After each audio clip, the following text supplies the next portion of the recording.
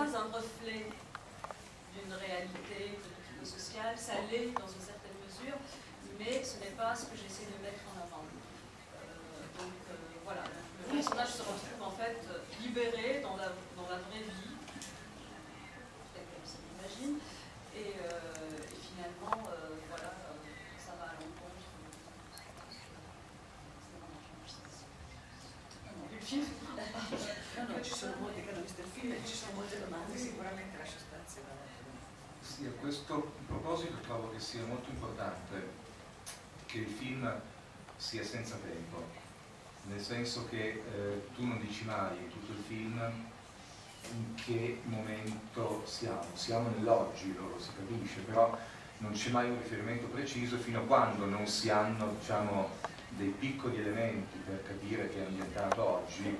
Questo film potrebbe essere ambientato in qualsiasi tempo e trovo, almeno per me, è stato un elemento molto importante in questo ruolo, quindi volevo chiederti qualcosa a questo proposito.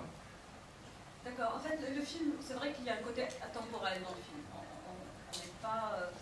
n'est pas précis dans le temps, ni dans le lieu d'ailleurs. Enfin, pour moi, cette histoire aurait pu se passer n'importe où, quelque part.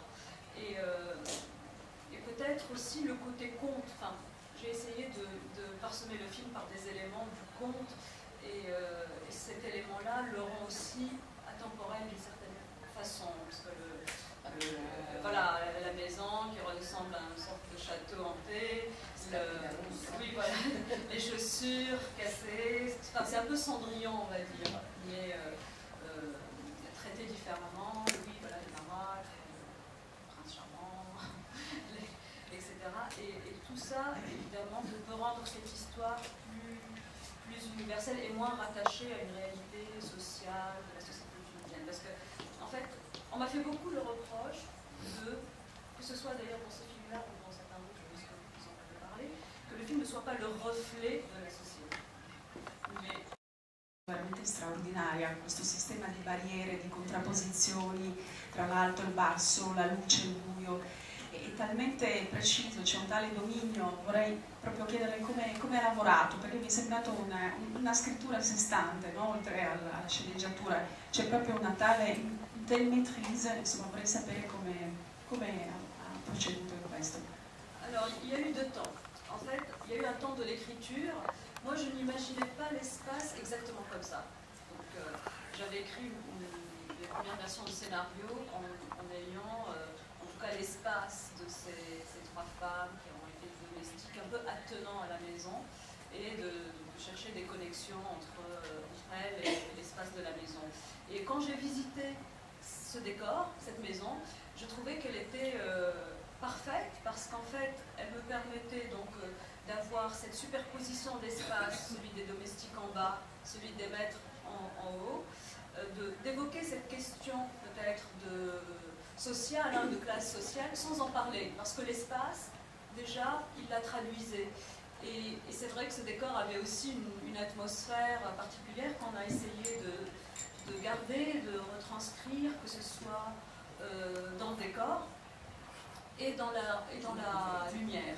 Donc c'est vrai que le travail de lumière était intéressant de ce point de vue-là. Donc je suis partie avec le chef opérateur sur le décor et on a redécoupé le film en s'imprégnant de cet espace de la maison et en essayant de reproduire un petit peu, bien sûr, en retravaillant les points de lumière, parce qu'en fait, moi je voulais que les interventions de lumière dans cette maison soient dures et contrastées un peu avec l'obscurité, ce qui nous a posé des problèmes, enfin, si je rentrais dans des considérations techniques un peu difficiles, parce que voilà, qu'est-ce qui peut être vu et qu'est-ce qui ne peut pas être vu, et d'être souvent un petit peu à la limite de la visibilité en fait des personnages. Et donc ce travail avec l'ombre et la lumière, ce qu'on peut voir, les expressions des personnages ou pas, ces personnages qui surgissent du noir, à quel moment, etc. Donc voilà. Donc, tout ce travail-là, effectivement, a été fait à la maison, et c'est vrai que le décor a beaucoup facilité la tâche. Est-ce que vous pouvez parler un peu de votre choix, parce que vous dites qu'il a une quête d'identité, mais je trouve que cette quête d'identité dirige cette jeune femme, elle est à la fin complètement traumatisée. Et le titre en anglais du film est assez intéressant parce que, en français c'est La berceuse, mais en anglais c'est secret caché. Et quand on...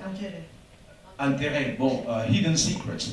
Et, Buried Secrets, oh, this is buried. I thought it was hidden. Anyway, je vois que par exemple, la maison est grande, mais ces femmes-là vivent cachées. Dans une grande maison, on se rend compte qu'elles ne sont pas partout, qu'elles sont reléguées à un coin de la maison, alors comme si elles s'étaient cachées. Et j'ai l'impression qu'elles sont cachées, et c'est à vous de le dire, parce qu'il y a deux grands secrets, l'assassinat et l'inceste. Est-ce que vous pouvez parler de ça?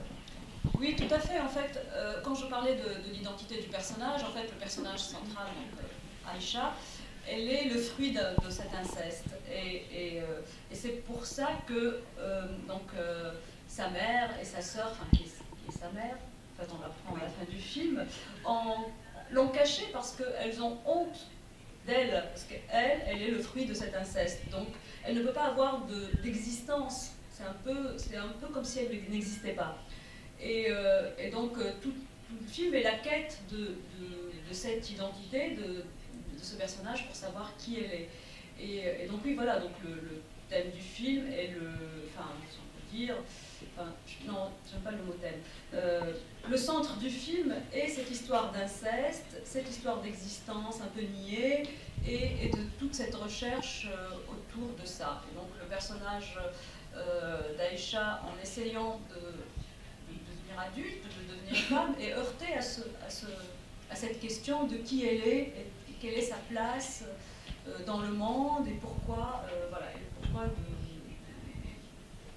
de ce fait, enfin, de vivre caché, etc. Maintenant, le film n'est pas que uniquement autour de ça. Évidemment, il y a aussi tous ces secrets liés au désir, etc.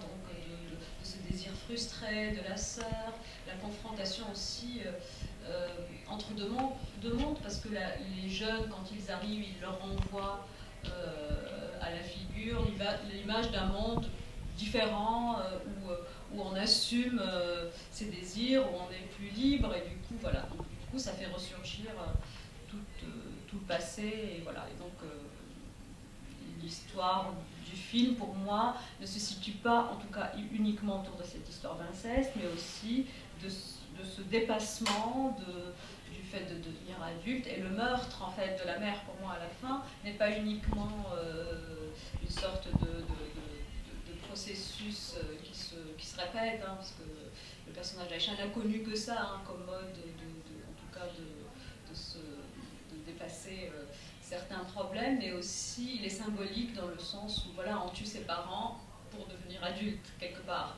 Et c'est dans cette dimension-là que aussi ce meurtre final intervient. Les femmes regardent toujours derrière la porte, dans un petit morceau de lumière et tout ça. Je ne sais pas si c'était l'intention ou si c'était mon film.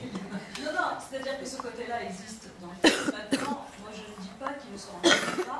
Dans le film, il se faire malmener après, voir la fête. Enfin, il y a la séquence de la fête, mais aussi quand la fille est séquestrée.